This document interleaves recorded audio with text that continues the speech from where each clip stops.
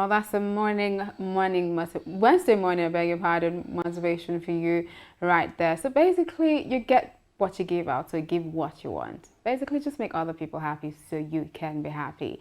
All right, it's The Conversation on Tier 1 Television Network, your digital first Pan-African news network. And as always, we're reaching you from Abuja, Nigeria's capital city. And my name is Adesuwa Osui. And I am Sagir Ibrahim. Thank you so much for joining us on the show. All right, good morning, Sagir. How are you doing today? I'm doing very well. All right. I'm very well, thank you. Okay, so we move straight into development across Africa. That's bringing you stories from across the African continent. And to start, we will start with this story about ECOWAS and then, Mali's government. So the Economic Community of West Africa State, as ECOWAS, yesterday said it was worried Mali's transitional government has not made enough progress towards organizing elections for February, as agreed after a military coup last year. In May 2021, President Ibrahim Boubacar Keïta was overthrown by Colonel Assimi Goïta, who is now vice president of the interim government, accused the pair of violating the transitional charter. And in Guinea, army officers have been installed at the top of Guinea's 8 regions and various administrative districts by the soldiers who seized power over the weekend. Coup leader Mamadi Doumbouya, a former officer in the French Foreign Legion, has promised a transitional government of national unity and a new era for governance and economic development without a time frame. Okay, what do you think about this one, actually? It's still the same thing we saw happen in Mali. I just pray the country is returned to civilian regime or civilian rule as quickly as possible. So, I mean, a democratically elected government will always remain the legitimate government of a country. So it's good, despite the fact that, for various reasons which they gave, corruption and the likes of that, they had to take over power. But they also have to ensure that things are put in place for the country to return back to democracy or civilian rule. Okay, all right, moving away from Mali, Guinea, I beg your pardon. So the International Monetary Fund said on Tuesday it is crucial for Chad to reach comparable terms with private creditors as it did with public creditors in June on its debt restructuring deal. A credible debt restructuring process with private creditors is needed to unlock the official financing that Chad urgently needs, the IMF African Department Director Abebe Aimo Selassie said in a statement. And in Mozambique, the country's armed forces, with the help of Rwanda and the Southern African Development Commission SADC forces, have reclaimed nearly all areas that were seized by militants in Cabo Delgado province. President Felipe Nyusi on Tuesday announced over 100,000 people have been displaced by the Cabo Delgado insurgency, with billions of gas projects by multinationals in the region threatened.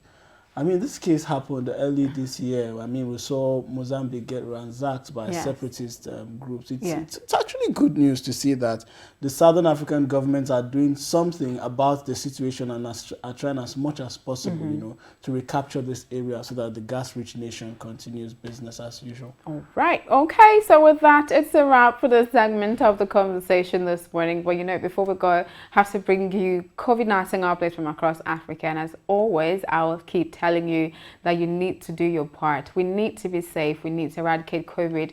New variants keeps popping up. And you just need to do your part. Get vaccinated, wear face masks, and all of those things that we've been saying over the last 1 year. All right, COVID-19 update from across Africa. And after that, we'll be bringing you the big story.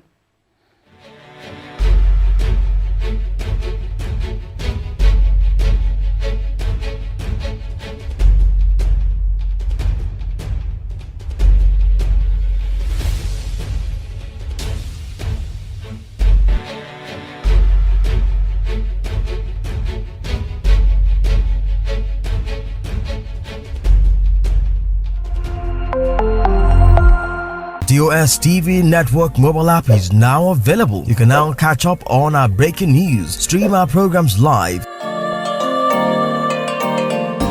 watch out for the latest update on sport and politics as they unfold. You can also get notifications for our upcoming programs and events. All these on our TOS TV Network mobile app, available on Apple Store and Google Play Store. TOS TV News from Africa by Africans.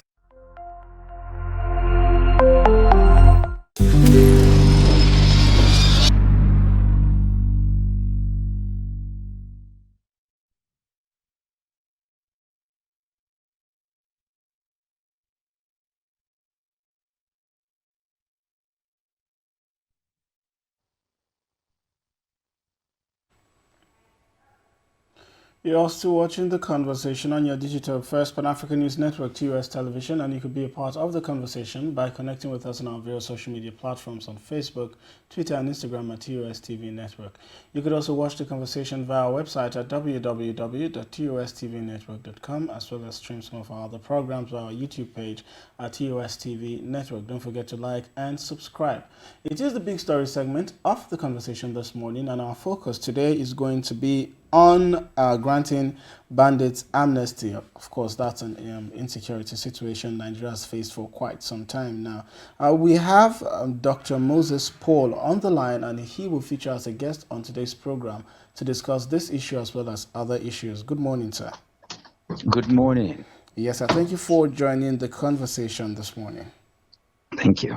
Yes, sir. So we've been seeing a huge number of surrendered bandits over the last couple of months, which has been generating a lot of controversy. So what is your opinion on granting bandits amnesty? Well, even though the idea behind the granting the bandits amnesty is it's informed by the fact that it's a strategy according to the DSS and the military. It's a strategy to be able to curtail this this war that is non-conventional, and because of the nature of the war, which is ideological, it is also informed that to fight it militarily would not result to a quick ending and a successful ending of the war. Okay. So this is what is informing the part of what is informing the amnesty strategy to for the amnesty, of the bandit. But again, we have seen and time again, home and abroad, especially with the case with the recent case with Afghanistan. Mm-hmm. Even here in Nigeria, we have seen cases, where this repentant, in quote, bandits are the ones who are infiltrating the different departments of our fabric and system, and also giving out information to their counterparts, and which is why this war is almost becoming more catastrophic and more endangering the Nigerian people. And so if you look at it from both angles, it's almost like it makes no sense granting amnesty to these people, because again, unlike the Niger Delta militants, which some people have argued in case, this for the Niger Delta militants, you can see clearly a case of wanting economic empowerment and given the practicality of their terrain, which is completely destroyed by the exploration going on. But in this case is a total different agenda altogether. And that is why the majority of Nigerians are completely against it. And like I said, again, you look at what has happened in Afghanistan, which the Taliban have completely overrun and taken over the government. And this is the fear right now, that this can happen and much more than happen in the Nigerian case.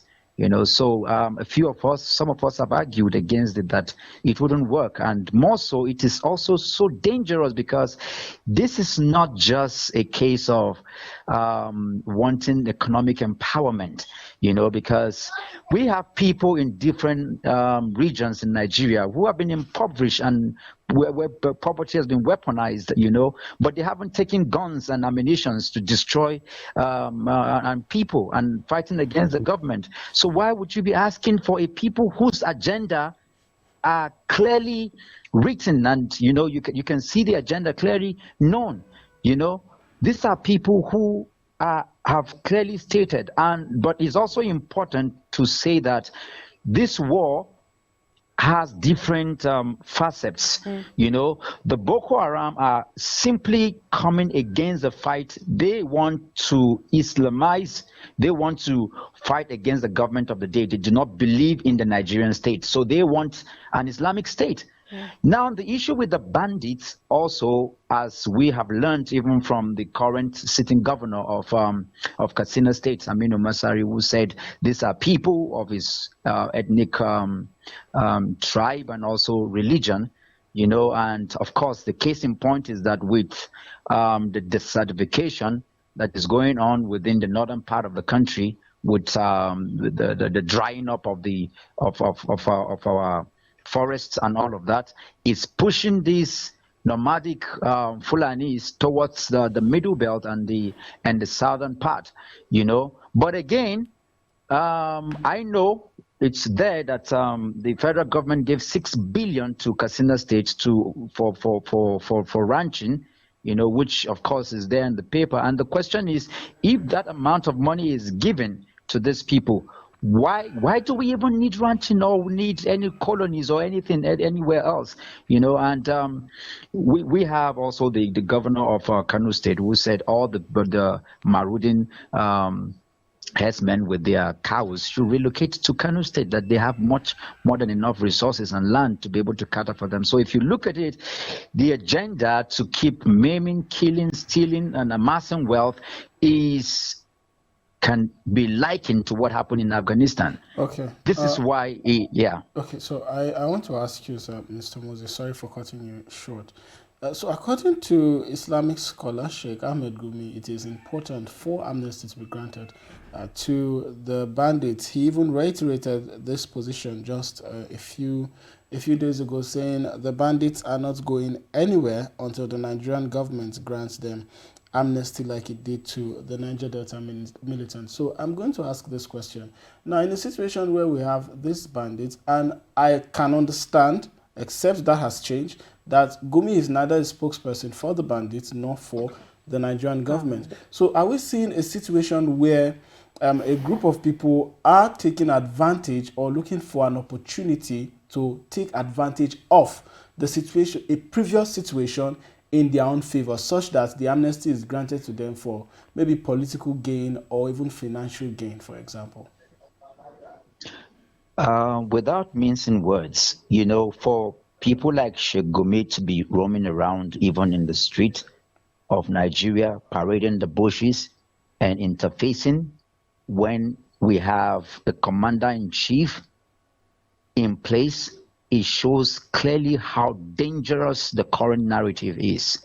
For somebody like him to be saying on national TV, granting interviews and mediating and meeting with these dangerous people who have killed in thousands and in millions Nigerian citizens, and be asking for that. First of all, it is the most unimaginable stuff going on in the timeline in the history of Nigeria. It is incomparable, unimaginable. It's almost as though we are not even having this conversation.